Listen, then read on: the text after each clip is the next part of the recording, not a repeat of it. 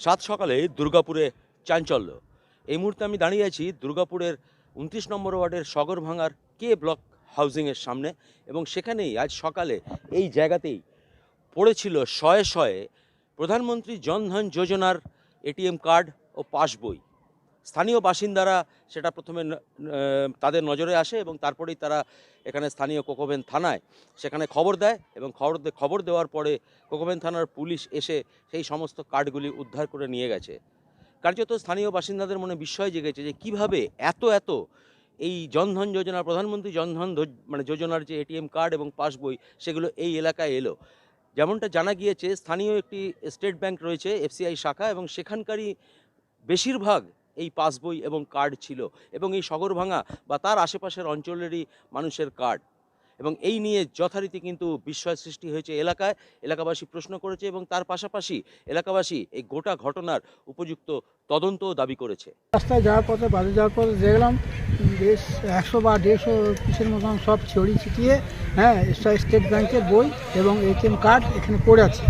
ঠিক আছে, এবং কি ব্যাপার এটা আমরা ঠিক বুঝতে পারছি না। প্রশাসনের লোক এসেছিলো, তারা এই বইগুলি সব তুলে নিয়ে গেছে। তা আমরা চাইছি, প্রশাসনের কাছে বলতে চাইছি, আপনারা যে নিয়ে গেলেন বইগুলো, যেন এগুলো সঠিকভাবে কাজ হয়।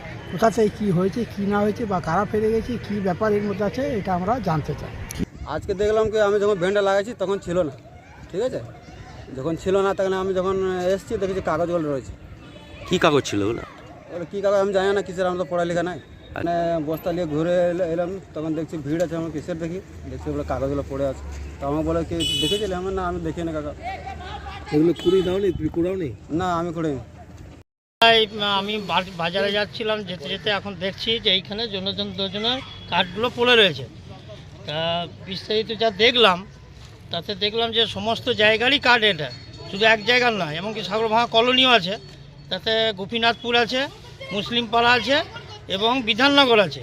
তা দেখছি, সেই জন্য আমি এটা দৃষ্টি আকর্ষণ করতে চাইছি আপনাদের কাছ থেকে, যে আপনাদের দিয়ে যাতে এইটা দেখুক উচ্চতম যে প্রশাসন আছে, তারা যাতে দেখেন যে এটা কি পড়ে আছে।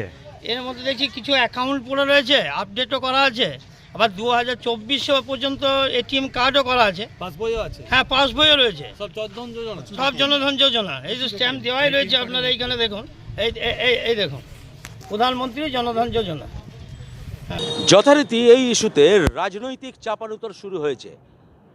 বিজেপি নেতা চন্দ্রশেখর বন্দ্যোপাধ্যায় অভিযোগ করছেন যে এই যে জনধন যোজনার এটিএম কার্ড ও পাসবই পাওয়া গিয়েছে, এর পেছনে নিশ্চয়ই কোনো চক্রান্ত আছে, এবং এখানে তৃণমূল কোনো কালো টাকা সাদা করছে বা কোনো টাকার লেনদেন করছে, এমনটাই অভিযোগ করেছেন বিজেপি নেতা চন্দ্রশেখর বন্দ্যোপাধ্যায়। এখানে যেভাবে একের পর এক দুর্নীতি ধরা পড়ছে, সন্দেহ হচ্ছে এই জনধন অ্যাকাউন্টগুলোকে ম্যানেজ করে বিভিন্নভাবে দুর্নীতির টাকা সেগুলোকে বদল করার চেষ্টা হচ্ছে কিনা, সেটাও খতিয়ে দেখার অনুরোধ আমরা প্রশাসনকে রাখছি। অবিলম্বে এখানকার কোকোভেন থানার আধিকারিক এবং ব্যাংকের যারা জিএম সহ আধিকারিকরা আছেন, তাদের উচিত এই বিষয়ে ইমিডিয়েটলি স্টেপ ডাউন করা। কারণ হচ্ছে এই বিষয়ে যদি স্টেপ না নেন, মানুষ আস্থা হারিয়ে ফেলবে। স্বভাবতই তার পাল্টা তৃণমূলের প্রতিক্রিয়া পাওয়া গিয়েছে।